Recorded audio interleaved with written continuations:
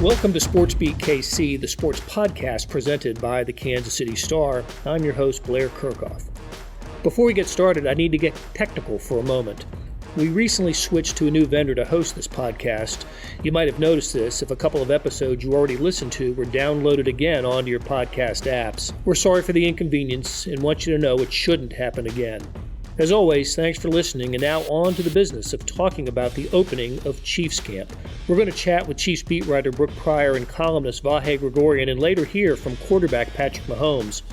But before we do, let's listen to how Chiefs coach Andy Reid opened his news conference by meeting head-on the two topics that he knew would be of the greatest interest. Let's talk about Tyreek.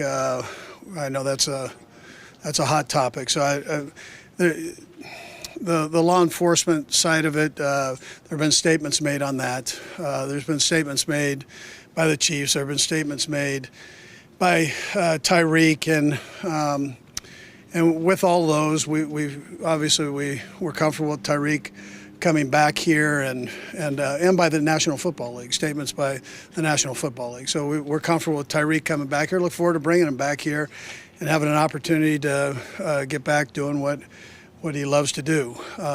He has some obligations that he'll take care of as he goes, and I'm not going to get into all that. I'm going to kind of end it after this here. But we've all, and particularly you folks here, you've all read all the statements, and as we have, and we have the trust in Tyreek, and that we're going to go forward in a positive way here.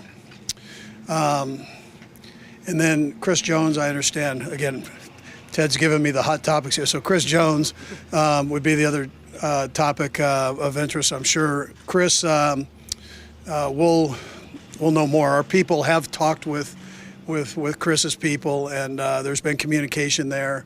And so we'll just see whether he's here or not here. I mean, we obviously want him here, and I think he probably wants to be here too. But we'll see how all of that works out. With Chris, is it a big deal if he's not here starting out camp? Well, I've said this before that you miss days, you miss days. So, and this is a unique situation in that we've had a change of defense and so on. So it's probably beneficial to be here. What have your conversations been like with Tyreek since the NFL's ruling came out on Friday? Yeah, so I've had a chance to talk to him. I've on the phone, in person. Spent quite a bit of time with him actually, and. He's remorseful that he's had to go put all of us through what we went through, and he had to go through. I mean, I feel, that's a sensitive situation, and he wants to get back, and he wants to do what he needs to do to be a father and to be a player here. So that was Andy Reid in his opening press conference here. Brooke Pryor, what did you make of that? Didn't unprompted, did not take a question. Just of course, he took questions after this, as you heard, because you asked him a couple, but one on tape there. And I was just kind of impressed with the way that he decided to address the topics that he knew would be of the most interest, Tyreek Hill and Chris Jones. How do you think he did? Yeah, I give Andy Reid a lot of credit for starting out with the two major storylines of the Chiefs in the offseason. It was a lot easier for us as journalists to then go into it afterward, because with Patrick Mahomes, it took, I think we talked to him for 6 minutes before someone brought up Tyreek Hill, and we'll hear from Patrick Mahomes here in a little bit. Right, exactly. But I think in some situations we would have had to figure out how to go into it, how to ease into that conversation. But credit to Andy Reid for addressing it right out of the gate. It reminded me a lot of what he did in Frank Clark's press conference when he said, this is Frank Clark's day. We're not going to talk about Tyreek. He just kind of got the news over with quickly, and then we were able to segue and move past it. In this case, we were able to ask some follow-up questions based on what he said in the beginning. So huge, I thought that was a good way to handle it. I thought what he said was good. Hey, we've all heard the statements, read the statements, seen the statements. And with Chris Jones, I was surprised that he even said that our sides have talked. Knowing Andy Reid and the way that he addresses those conversations, he usually says, I'm only going to talk about guys that are here, or if you're not here, you're not going to get better. And he did say that later on, but he addressed it right off the top and gave us a little bit more depth than I think we're used to from him on contract situations. I think that was a veteran coach move is what we saw today. Just a coach who read his audience well. Rookie report, veteran coach. There you go. There you go. Let's go back to Tyreek Hill for a second. Maybe part of Andy's reasoning was inspired by the misspeak that he had back during the Frank Clark press conference, where he was the one who said that erroneously, as we now know, that that they had reopened the case against Tyreek Hill, and then at the end of training camp, not training camp, but minicamp, didn't add much to it said. I remember him saying something about he put his foot in his mouth, so we shouldn't. Right, exactly. So we shouldn't talk anymore. So I think in this case, he was not only open to the thought of talking about Tyreek, but also, as you said, took questions about it. I got the feeling, though, the case is fairly closed for him. I think he said at some point during the interview today that today was the day he was going to talk about it, and there wouldn't be. I think what's left for the Chiefs, for Chiefs fans, and for those that cover the Chiefs, is just to talk to Tyreek Hill. And today was the rookie reporting day. Rookies and quarterbacks reported today. The veterans report Friday. First full practice is Saturday. That's the first one that's open to the public. A 3:30 practice. So maybe Tyreek Hill will talk Saturday. My guess is Saturday or Sunday. Yeah, I get the sense that it's going to be early in camp, which is again the right move for the Chiefs to do. Kind of like with Andy Reid here, just kind of rip that Band-Aid off, get it over with, let that conversation be had, and then move on to the rest of camp, because this isn't something that the Chiefs want to be the discussion throughout camp, that they want to drag out. I don't think we want to continue to talk about it throughout camp. We've talked about it all summer. We've covered it all summer. It's time to talk about Nick Allegretti and his coin collection and the battle for backup center. I've said frequently I can't wait to write and talk about that, and now that time is almost here. And so today I think was one of the last remnants of that conversation. Okay, and then switching gears quickly to Chris Jones. We have seen Andy Reid in the past be angered by the topic of players who aren't here. Vahe, of course, was you. I don't think, Brooke, you were here when Andy was when he overheated at OTAs one day, talking about players who weren't here. But can I use the word? Go ahead. Pummeled. That's right. He was pummeling me. He was tired of getting pummeled about questions about players that weren't here. I would never want to pummel Andy Reid. I'm just going to put that out there. So whether verbally or physically. Andy kind of, I don't know if you guys already talked about this, but he kind of pummeled Matt Derrick. He did, and we hadn't talked about it, and that was the best moment of the whole rookie report day. That's how fired up he is. He was ready to go one-on-one with Matt Derrick of Chiefs Digest. And Playfully. He didn't actually punch anybody, but it was hilarious. Please go to social media of your choice to find the clip of Andy Reid. Go to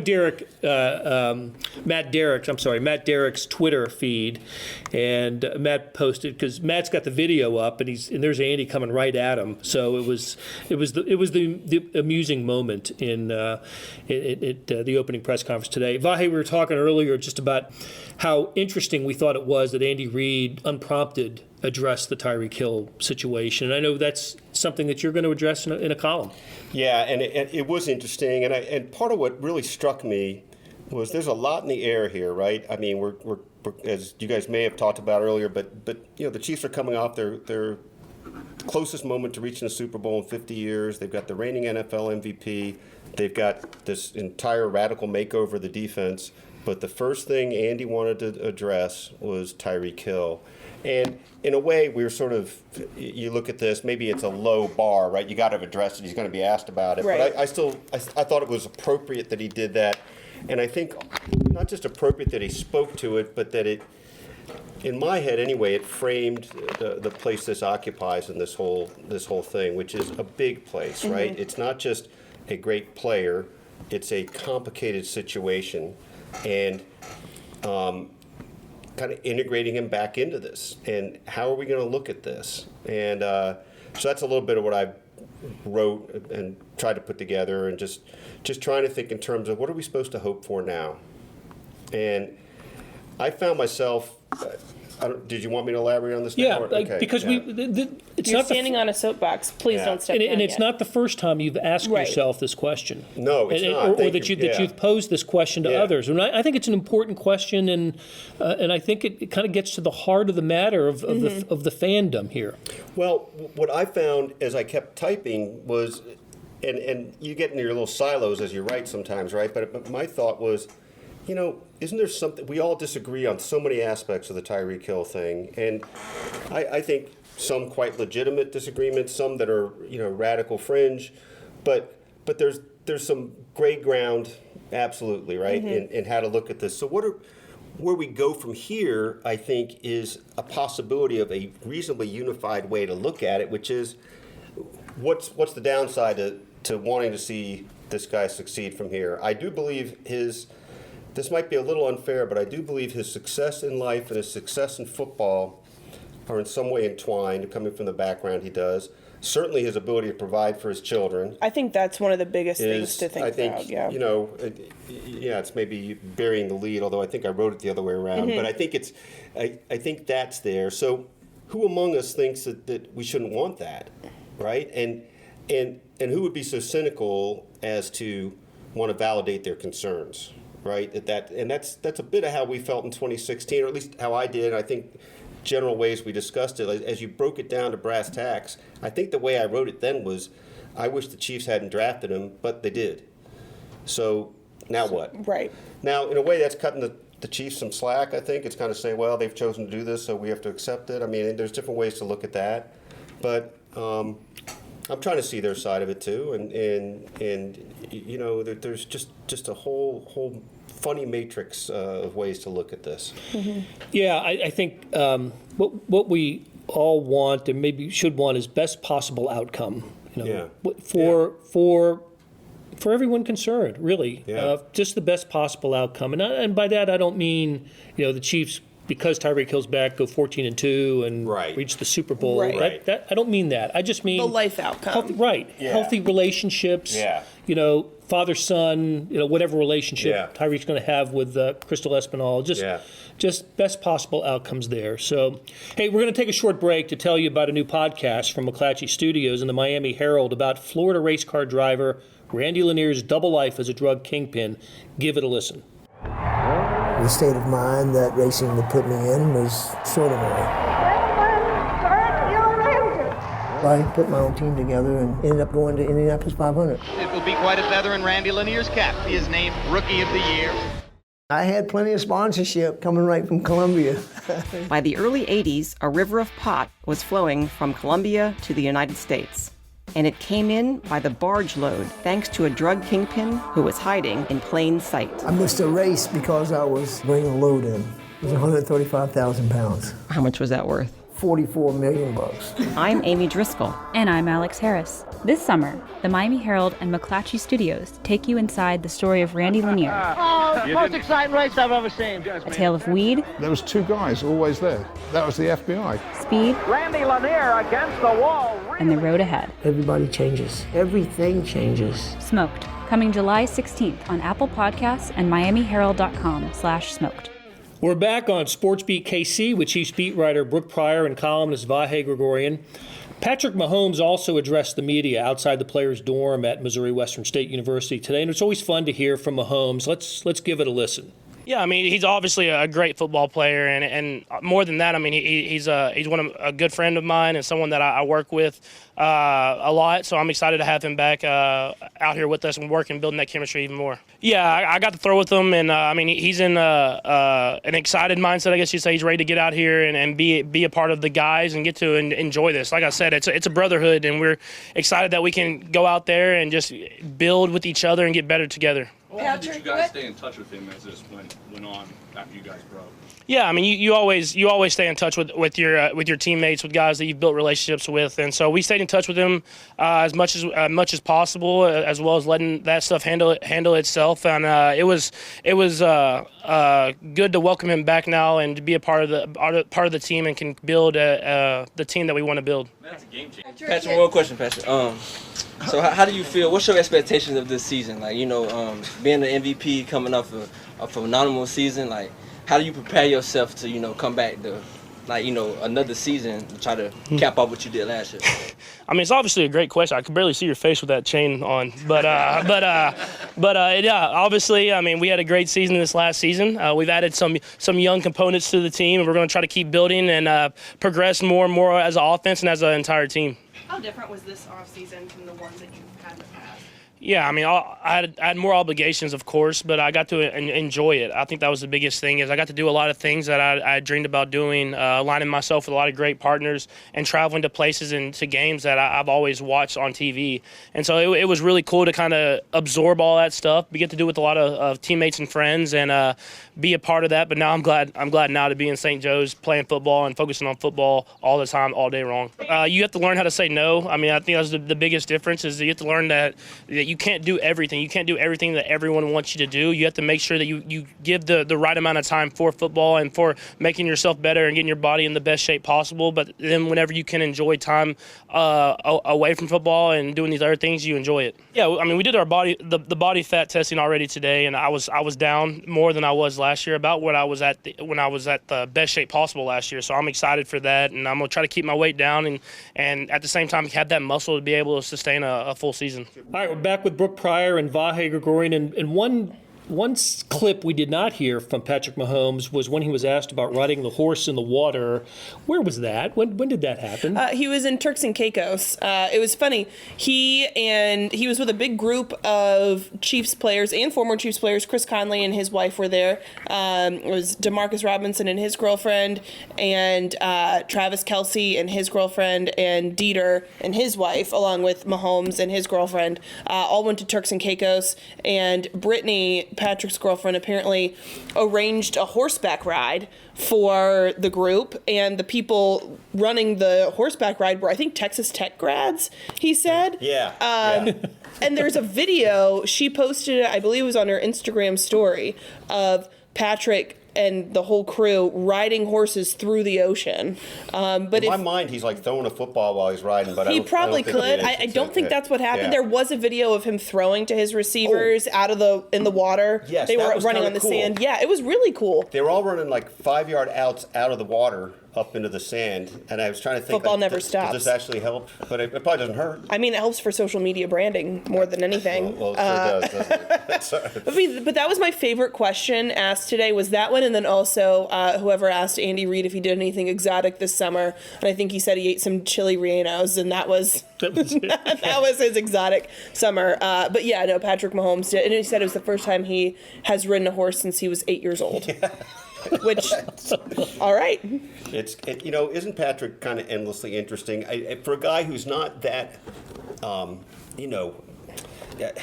animated, really. Right. But he's not going to be a quote machine, but he just reveals little bits and pieces. He drops breadcrumbs here and there. He does. So expect a deep dive on Patrick Mahomes' first horseback riding experience when he was 8 years old. Soon, I'm sure. Somebody's going to do that. Well, and why not us? Right. Well, I do believe all of Kansas City TV is scrambling for social media video of Patrick Mahomes at the beach. So stay tuned for that. Brooke, you had in the Sunday print editions of the Star and online over the weekend the concerns, if that's the right word, questions, I guess is more accurate. Pressing questions for the Chiefs coming into training camp. Did you struggle to come up with a half dozen or so, or no? There are questions. I think for a team that a lot of people think is a primary Super Bowl contender, every team has questions. Right. The Patriots have questions. Everybody has questions. Well, so the first two were fairly obvious. Or middle two. I think I wrote them in a different order, and then I ended up publishing them. But when will Chris Jones make his camp debut? That's a pretty pressing question. I don't think it's going to be on Friday. I don't think it's going to be on Saturday. It may not be till next week. It'll definitely be before August 6th, so we can get the season accrued to a free agency. Can I ask you a quick question? By all means. My story's in the till right now. Yeah. The term I used was looming holdout. Does that sound right way to put it? I mean, it's looming. It's not officially a holdout yet. Right. We're days away from a holdout, an expected holdout. Okay. I just want to take people behind the scenes. Yeah. With this. Yeah, sorry. August 6th is the critical day for him. I mean, more so for him than the Chiefs, because that's the day he essentially loses a year of free agency. Yeah. Right. The next one, will Tyreek Hill pick up where he left off? That was. And we talked to Patrick Mahomes and Andy Reid about that as well. And look, the answer seemed to be he's sure he will. Why? Yeah. How could he not? And we know he was working out with the Mahomes with and the Mahomes and Dieter. Yeah. Yep. How will Patrick Mahomes' upgraded physique help him in training camp? Which. He talked about it today. His best shape he could possibly be in. Yep, it was. I think it matches where he was when he left camp last year, and that's what he said has been the best shape. I believe he said that his goal in an interview with Therese said that his goal is to be into single digits body fat, which. He said only that it was lower, but he didn't say that he got single digits. No, not yet. Yeah. Not yet. You know, his body really looks different. He looks like a linebacker. He does. I mean, just the upper body in particular. It is. I hope this doesn't come off insulting of him, but there are times you'd see him in the locker room last year. You thought maybe he's a little doughy, which is surprising. at least I thought. No, you're right. You know, it almost for who he is. Right. Exactly. Yeah. I mean, he wasn't Tano Passanio in the locker room. He wasn't a workout fiend, or at least a weight room fiend sort of guy. But I also wonder if that didn't serve him. Right, I think it's some protection, Right, I mean that maybe being muscular or being well defined would affect some of his motions. Well, let me throw this in there. Maybe it's teasing to something a little later, but he referred to his strength coach Bobby Stroop today. Right. And I spent a couple hours with Bobby Stroop down in White House / Tyler. I'm not sure where the boundaries are down there. About a week ago, and he is a fascinating guy. Very, he's a strength coach, but also his performance coach, and talked a lot about what they try to work on. And part of the point here is, obviously, you can't lose any quickness or just sort of general, flexibility and stuff, but that they know they're coming for Patrick in a different way now, right? And that muscling up is going to be important for his endurance. Check, he has muscled up. Can confirm today. Yeah, I mean, he really looks good. He really looks good. I think the one question that we didn't get to ask him today is why is the Christmas ornament of him throwing left-handed? I mean, he just completed one pass. I think he attempted a couple left-handed, but just completed the one pass. I didn't even notice that was a thing. It's kind of funny. It's like, so what do I have to do to get a right-handed ornament? Do a totally flip disrespected. So disrespected, Patrick Mahomes. That guy. Nobody respects him. We'll save that's a question for another day later in training camp when the doldrums really hit. We have no doldrums right now. We don't. We have all the questions. Day one is almost over, and we made it through the first day. Only a month to go here at Missouri Western State University. Brooke Pryor will be here every day. Vahe Gregorian will be here many days, and I'll probably hang out with Brooke as well. So Sam Ellinger may show up every now and then. Yeah, when he gets off his month-long vacation, we'll probably see Sam up here. He'll be right at the end of training camp. So, Brooke and Vahe, thanks for joining us, and we will talk to you again soon. Links to the stories we discussed can be found in the show notes on the Red Zone Extra app, facebook.com/redzone, kansascity.com, and in the print editions of the Kansas City Star.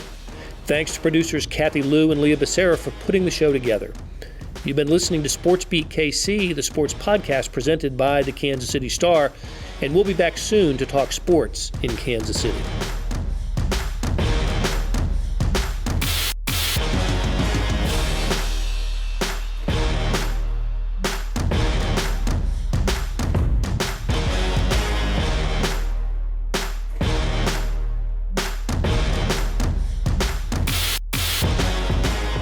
Every single rep is important. You can't take any rep off because you don't know if that's going to be the rep that can get you to the Super Bowl in the end.